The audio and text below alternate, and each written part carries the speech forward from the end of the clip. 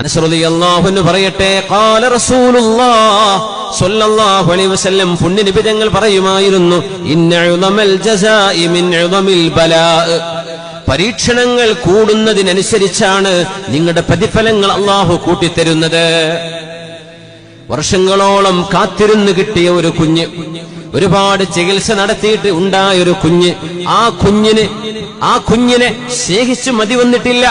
അപ്പോഴേക്കും ഒരു പനി വന്ന കുഞ്ഞിനെ അല്ലാഹു കൊണ്ടുപോകുമ്പോൾ ആ മാതാപിതാക്കൾക്കുണ്ടാകുന്ന മനസ്സിന്റെ ആഴമേറിയ മുറിവെത്രയാണെന്ന് ഊഹിച്ചുകൂടെ? നമ്മളൊന്ന് ചിന്തിച്ചു നോക്ക്.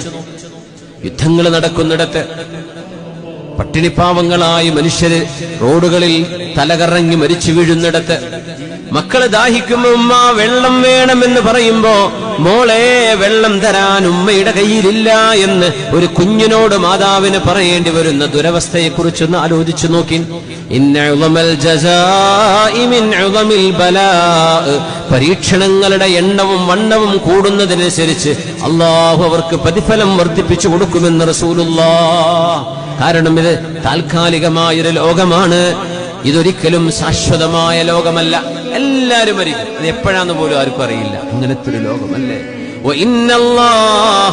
അല്ലാഹു റബ്ബുൽ ഇസ്സത്തി ഇദാ അഹബ്ബ ഖൗമൻ ഇബ്തലാഹും, അല്ലാഹു ഒരു സമൂഹത്തെ ഇഷ്ടപ്പെടുകയാണെങ്കിൽ അവരെ പരീക്ഷണത്തിന് അല്ലാഹു വിധേയമാക്കും. അതുകൊണ്ട് യുദ്ധങ്ങളും പ്രയാസങ്ങളും ഉള്ളിടത്ത്, പ്രതിസന്ധികൾ ഉള്ളിടത്ത് അല്ലാഹു കോപിച്ചതുകൊണ്ടാണ് എന്ന് നമുക്ക് ഒറ്റയടിക്ക് വിധി എഴുതാൻ കഴിയില്ല. അവര് പാപികളാണെങ്കിൽ ആ വരുന്നത് പാപങ്ങൾക്കുള്ള ശിക്ഷയാവാം. അവര് പാപികളല്ലെങ്കിൽ അല്ലാഹു നൽകുന്നത് അവരിഷ്ടപ്പെട്ട മുഹിബ്ബീങ്ങളെ അല്ലാഹു സ്വീകരിക്കുകയാണ്, സ്വർഗത്തിന്റെ ഉന്നതങ്ങളിലേക്ക് കൊണ്ടുപോകാൻ. ഇദാ അഹബ്ബ ഖൗമൻ ഇബ്തലാഹും, നമ്മളതിന് റെഡിയാണോ? നമ്മുടെ വേണ്ടപ്പെട്ടവരെ മരിക്കും, നമുക്ക് വേണ്ടപ്പെട്ടവർക്ക് രോഗം വരും, നമുക്ക് രോഗം വരും. പലരും മരിക്കുമ്പോ നമ്മൾ വേദനിക്കും, നമ്മൾ മരിക്കുമ്പോ നമുക്ക് വേണ്ടി വേറെ പലരും വേദനിക്കും. ഈ ലോകം അങ്ങനെയാണ്. ഉമ്മ മരിച്ചു, വാപ്പ മരിച്ചു നമ്മൾ പറയും, പിന്നെ നമ്മുടെ മക്കൾ പറയും നമ്മളെ വാപ്പ മരിച്ചു, നമ്മളായിരിക്കും പോവുക. ഇതാണ് ഈ ലോകം.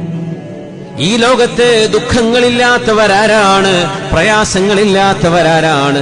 ഒരു കണ്ണിനീരൊരുക്കേണ്ട ഒരു പ്രശ്നം പോലും ഒരു വീട്ടിലില്ലാത്ത ഏതെങ്കിലും വീടുണ്ടോ? സമ്പന്നനാവട്ടെ പാവപ്പെട്ടവനാവട്ടെ, സത്യവിശ്വാസികളാണോ? സന്തോഷിക്കാം.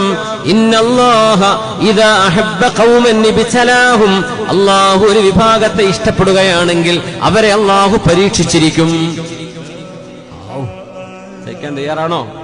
അല്ലാഹുവിനോട് ഇഷ്ടാന്ന് പറയുമ്പോ സ്നേഹിക്കുന്നവനൊന്ന് നുള്ളി, ഒന്ന് കടിച്ചു, ഒന്ന് വേദനിപ്പിച്ചു, ഒന്ന് മുറിവാക്കി, നമുക്ക് വലിയ പ്രശ്നമൊന്നും ഉണ്ടാവില്ല. പക്ഷെ നമുക്ക് ഇഷ്ടമല്ലാത്ത ഒരുത്തം വന്ന് തോണ്ടിയ പ്രശ്നമായിരിക്കും അല്ലെ? യുദ്ധാവൂല ഇവിടെ എന്തിനു തോണ്ടിയെന്ന് ചോദിക്കുക. ഇവൻ നുള്ളിപ്പിച്ച് മുറിയാക്കിയിട്ടുണ്ടാവും, പക്ഷേ അത് ഇഷ്ടം കൊണ്ടല്ലേ, സാരല്ല. ചെറിയ കുട്ടികളൊക്കെ നമ്മളെ കടിക്കൂലേ? ചിലപ്പോ പല്ലൊക്കെ മുളച്ചു വരുന്ന നേരത്ത് കുട്ടികൾ ആരെങ്കിലും പ്രതികാരം ചെയ്യുമോ മക്കളോട് തിരിച്ച്? അത് പല്ലുണ്ടാകുമ്പോൾ ഇത് കിർക്കാന്നല്ലേ പറയാ. ചിലപ്പോ കടിയൊക്കെ നല്ല കടിച്ച് നല്ല മുറിയാവും ചിലപ്പോ. എന്തേ? അത് സ്നേഹത്തിന്റെ കടിയാണ്. അപ്പൊ അതിന്റെ വേദന അറിയൂല. അല്ലാഹു ഇഷ്ടപ്പെട്ടാൽ പരീക്ഷിക്കും. ആർക്കത് തൃപ്തിയാണോ അവർക്ക് അല്ലാഹുവിന്റെ തൃപ്തി കിട്ടും.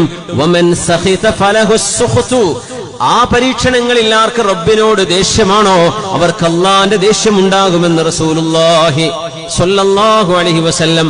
അപ്പോഴാണ് ഹബീബിനോട് ഒരു സ്വഹാബി വന്ന് ചോദിക്കുന്നത്, നബിയേ അയ്യുന്നാസി അശദ്ദു ബലാഅ, ഏറ്റവും വലിയ പരീക്ഷണങ്ങൾ അനുഭവിക്കുന്ന മനുഷ്യർ ആരാണ്? ആരാ? ഖാല, പുണ്യനബി മറുപടി കൊടുത്തു, അൽ അംബിയാ, അല്ലാഹുവിന്റെ പ്രവാചകന്മാരാണ്, അല്ലാഹുവിന്റെ നബിമാരാണ്, അല്ലാഹുവിന്റെ നബിമാരാണ്.